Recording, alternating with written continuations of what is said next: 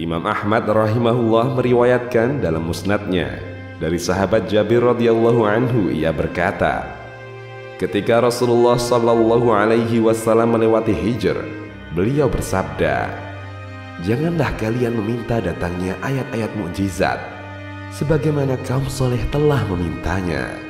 Maka ia unta datang dari jalan ini dan pergi dari jalan ini.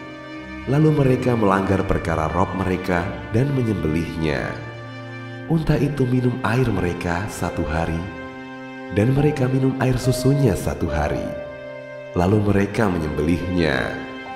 Maka mereka kaum Tsamud ditimpa oleh suara keras yang membinasakan semua yang ada di kolong langit dari mereka, kecuali 1 orang yang berada di haram. Mereka bertanya, siapa dia wahai Rasulullah? Beliau menjawab, dia adalah Abu Righal. Ketika dia keluar dari haram, dia pun tertimpa seperti yang menimpa kaumnya. Takhrij. Kisah ini diriwayatkan oleh Imam Ahmad rahimahullah dalam musnadnya.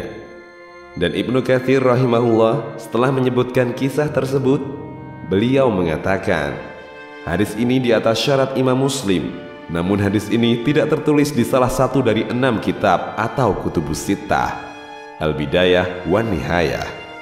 Al-Haythami rahimahullah berkata, hadis ini diriwayatkan oleh Al-Bazzar dan At-Tabrani dalam Al-Awsat.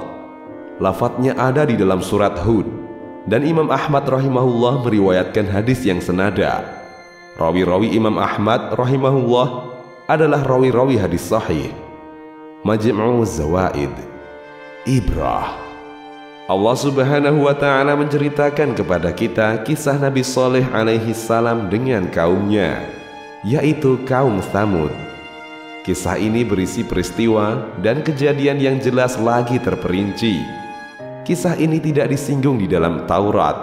Ahli kitab pun tidak mengetahui berita tentang Tsamud, kaum Nabi Shalih alaihi salam, dan Ad, kaum Nabi Hud alaihi salam. Padahal Al-Quran menyampaikan kepada kita bahwa Musa menyebut 2 umat ini kepada kaumnya. Allah subhanahu wa ta'ala berfirman, dan Musa berkata, jika kamu dan orang-orang yang ada di muka bumi semuanya mengingkari nikmat Allah subhanahu wa ta'ala, maka sesungguhnya Allah maha kaya lagi maha terpuji. Belum sampaikah kepadamu berita tentang orang-orang sebelum kamu, yaitu kaum Nuh, Ad, Tsamud, dan orang-orang sesudah mereka? Tidak ada yang mengetahui mereka selain Allah. Quran Surat Ibrahim ayat 8 hingga 9. Seorang mukmin dari keluarga Fir'aun berkata, hai kaumku, sesungguhnya aku khawatir kamu akan ditimpa bencana seperti peristiwa kehancuran golongan yang bersekutu, yakni seperti keadaan kaum Nuh, Ad, Tsamud, dan orang-orang yang datang sesudah mereka. Dan Allah tidak menghendaki berbuat kezaliman terhadap hamba-hambanya. Quran Surat Ghafir ayat 30 hingga 31. Buku-buku sunnah telah memberitakan kepada kita bahwa Rasulullah sallallahu alaihi wasallam melewati kampung Tsamud yang bernama Hijr. Pada perjalanannya menuju perang Tabuk, beliau singgah bersama para sahabat di perkampungan mereka. Para sahabat mengambil air dari sumur-sumur di mana kaum Tsamud mengambil air darinya. Dengan air itu mereka membuat adonan roti, sementara bejana telah disiapkan di atas api. Rasulullah Shallallahu alaihi wasallam memerintahkan agar bejananya ditumpahkan dan adonannya diberikan kepada unta. Kemudian beliau meneruskan perjalanan sampai di sumur di mana unta Shalih alaihi salam minum darinya. Dan beliau melarang para sahabat untuk masuk ke daerah suatu kaum yang diazab kecuali dalam keadaan menangis. Beliau pun menjelaskan alasannya. Jangan kalian masuk perkampungan orang-orang yang telah menzalimi diri mereka sendiri, kecuali kalian sambil menangis, karena khawatir akan tertimpa seperti apa yang menimpa mereka. Hadis riwayat Bukhari. Dan hadis-hadis senada yang diriwayatkan oleh Al-Bukhari dan Muslim sangat banyak, silahkan merujuk pada kedua kitab beliau. Apabila manusia berada di suatu tempat yang telah terjadi peristiwa besar, baik pada masa itu atau sebelumnya, maka perhatian mereka tertuju kepada peristiwa tersebut. Apabila ia seorang da'i kepada Allah Subhanahu wa Ta'ala, maka dia bisa memanfaatkannya untuk mengingatkan manusia dengan apa yang telah menimpa orang-orang terdahulu, memperingatkan mereka agar tidak melakukan apa yang telah mereka lakukan dan tidak berjalan di atas jalan mereka. Inilah yang dilakukan oleh Rasulullah Sallallahu Alaihi Wasallam. Beliau menyampaikan kepada mereka tentang apa yang telah Allah Subhanahu wa Ta'ala sampaikan kepadanya. Beliau menunjukkan jalan di mana unta Shalih alaihi salam datang menuju sumur, dan jalan di mana unta itu meninggalkan sumur. Nabi Shallallahu Alaihi Wasallam juga memberitahu mereka bahwa unta Shalih alaihi salam berbagi air dengan kaum Shalih alaihi salam pada hari di mana ia mendatangi sumur dan minum darinya. Pada hari berikutnya ia tidak minum apapun. Allah Subhanahu wa Ta'ala berfirman, ia mempunyai giliran untuk mendapatkan air, dan kamu mempunyai giliran pula untuk mendapatkan air pada hari tertentu. Quran Surat Asy-Syu'ara ayat 155. Dalam ayat yang lain, dan beritakan kepada mereka bahwa sesungguhnya air itu terbagi antara mereka dengan unta betina itu. Tiap-tiap giliran minum dihadiri oleh yang punya hal giliran. Quran Surat Al-Qamar ayat 28. Di antara keistimewaan unta Nabi Shalih alaihi salam, sebagaimana disampaikan oleh Rasulullah Sallallahu Alaihi Wasallam, adalah bahwa kaum Shalih memerah susunya dalam jumlah sekehendak mereka. Maka air yang diminum oleh unta pada hari gilirannya tergantikan oleh susunya yang melimpah, dan mereka mendapatkannya tanpa lelah dan capek. Walaupun kaum Tsamud telah mengambil keuntungan besar dari unta Shalih alaihi salam, tetapi mereka merasa sempit dan membenci keberadaannya di antara mereka, maka mereka menyembelihnya. Al-Quran telah menyatakan bahwa pembunuh unta ini adalah orang paling celaka di kalangan kaum Tsamud. Allah Subhanahu wa Ta'ala berfirman, ketika bangkit orang yang paling celaka di antara mereka, lalu Rasulullah Shalih alaihi salam berkata kepada mereka, biarkanlah unta betina Allah dan minumannya. Lalu mereka mendustakannya dan menyembelihnya. Rasulullah Sallallahu Alaihi Wasallam telah menjelaskan kepada kita tentang pembunuh unta itu di dalam salah satu hadis, bahwa dia adalah laki-laki berkulit merah. Rasulullah Sallallahu Alaihi Wasallam pernah bersabda kepada Ali bin Abi Thalib dan Ammar radhiyallahu anhuma. Beliau mengatakan, maukah kalian berdua aku beritahu siapa manusia paling celaka dari dua orang laki-laki? Kami menjawab, ya wahai Rasulullah. Nabi Sallallahu Alaihi Wasallam bersabda, seorang laki-laki berkulit merah di kalangan kaum Tsamud, pembunuh unta, dan orang yang memukulmu. Ya Ali, di sini ubun-ubunnya hingga basah oleh darah, yakni jenggotnya. Hadis riwayat Ahmad.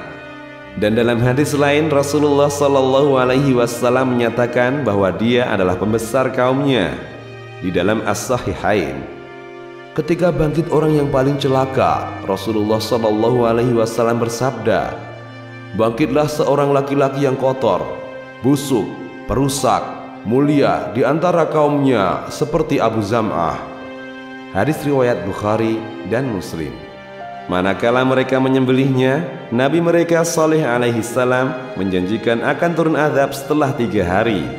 Dia berkata kepada mereka, bersukarialah kamu sekalian di rumahmu selama 3 hari. Itu adalah janji yang tidak dapat didustakan. Quran Surat Hud ayat 65. Pada hari ketiga datanglah azab berupa suara yang menggelegar. Allah Subhanahu wa Ta'ala berfirman, jika mereka berpaling, maka katakanlah, aku telah memperingatkan kamu dengan petir, seperti petir yang menimpa kaum Ad dan kaum Tsamud. Quran Surat Fussilat ayat 13. Dalam ayat yang lain, maka mereka disambar petir, azab yang menghinakan lantaran apa yang telah mereka kerjakan. Quran Surat Fussilat ayat 17. Rasulullah Sallallahu Alaihi Wasallam telah memberitahukan kepada kita bahwa suara menggelegar itu telah membinasakan semua yang ada di bumi dari kabilah itu, tanpa ada beda antara yang tinggal di daerahnya atau sedang bepergian ke daerah lain yang jauh. Tidak ada yang selamat kecuali seorang laki-laki dari kalangan mereka yang pada waktu itu sedang berada di haram. Haram melindunginya dari azab. Rasulullah Sallallahu Alaihi Wasallam telah menyebutkan namanya. Orang itu dipanggil dengan nama Abu Righal. Akan tetapi dia pun tertimpa apa yang menimpa kaumnya begitu dia keluar dari haram. Rasulullah Sallallahu Alaihi Wasallam memperingatkan para sahabat agar tidak meminta datangnya ayat-ayat mukjizat seperti kaumnya Nabi Saleh alaihi salam, karena ditakutkan mereka akan mendustakannya, lalu mereka binasa seperti kaum Saleh alaihi salam. Mutiara Kisah. Demikian besar tanda kekuasaan Allah Subhanahu wa Ta'ala. Namun adakah di antara kita yang dapat mengambil pelajaran darinya? Dari kisah di atas, beberapa pelajaran yang berharga yang dapat kita petik di antaranya. Pertama, peringatan terhadap sikap memohon ayat-ayat mukjizat seperti yang dilakukan oleh orang-orang terdahulu yang telah memohon kepada rasul-rasul mereka. Permohonan mereka dikabulkan, tetapi mereka mendustakannya, hingga akhirnya mereka dibinasakan karenanya. Kedua, berhati-hatilah terhadap azab, murka dan siksa Allah Subhanahu wa Ta'ala lantaran telah mendustakan rasul-rasul dan kitab-kitabnya. Dan tidaklah ada suatu kewajiban yang dilanggar atau sebuah keharaman yang diterjang, melainkan akan mendatangkan kemurkaan Allah Subhanahu wa Ta'ala. Dan betapa banyak kewajiban yang telah kita lalaikan dan keharaman yang kita kerjakan. Nas'alullahal afiyah. Ketiga, unta betina pemberian Allah Subhanahu wa Ta'ala kepada Nabi Saleh adalah ayat yang besar. Bentuk tubuhnya besar, penampilannya mengundang decak kagum. Ia memiliki ciri-ciri istimewa yang tidak dimiliki oleh unta selainnya. Keempat, anjuran berhenti sesaat di tempat-tempat yang pernah terjadi peristiwa-peristiwa besar agar bisa mengambil pelajaran dan nasihat. Sebagaimana Rasulullah Sallallahu Alaihi Wasallam berhenti di sebuah sumur perkampungan kaum Tsamud. Allah Subhanahu wa Ta'ala telah memerintahkan di dalam kitabnya agar berjalan di muka bumi dan merenungkan akhir perjalanan orang-orang terdahulu dengan mengambil pelajaran dan peringatan dari mereka. Allah Subhanahu wa Ta'ala berfirman, sesungguhnya telah berlalu sebelum kamu sunnah-sunnah Allah. Karena itu berjalanlah kamu di muka bumi dan perhatikanlah bagaimana akibat orang-orang yang mendustakan rasul-rasul. Quran Surat Ali Imran ayat 137. Dan juga firman-Nya, katakanlah, berjalanlah di muka bumi, kemudian perhatikanlah bagaimana kesudahan orang-orang yang mendustakan itu. Kelima, detailnya ilmu Nabi Sallallahu Alaihi Wasallam. Beliau menunjukkan jalan yang dilalui oleh unta itu untuk mendatangi sumur dan jalan yang dilalui ketika meninggalkannya. Hal ini bukan sesuatu yang aneh, karena beliau Sallallahu Alaihi Wasallam diberitahu oleh Zat yang Maha Mengetahui lagi Maha Mengenal. Keenam, daerah haram melindungi orang yang berlindung dengannya, melindungi Abu Righal dari azab Allah Subhanahu wa Ta'ala, dan manakala dia keluar darinya, dia pun tertimpa azab seperti kaumnya. Ketujuh, lindungan haram kepada Abu Righal menunjukkan bahwa hal ini telah ada sebelum Nabi Ibrahim alaihi salam. Nabiullah Saleh alaihi salam dan kaumnya yaitu Tsamud adalah kaum sebelum Nabi Ibrahim alaihi salam. Sedang Nabi Saleh alaihi salam berasal dari bangsa Arab keturunan Nuh alaihi salam. Maka haramnya kota Mekah sebelum Nabi Ibrahim alaihi salam didukung oleh ucapan beliau alaihi salam, ya Rabb kami, sesungguhnya aku telah menempatkan sebagian keturunanku di lembah yang tidak mempunyai tanaman di dekat rumahmu Baitullah yang dihormati. Quran Surat Ibrahim ayat 37. Demikian, Allahu a'lam.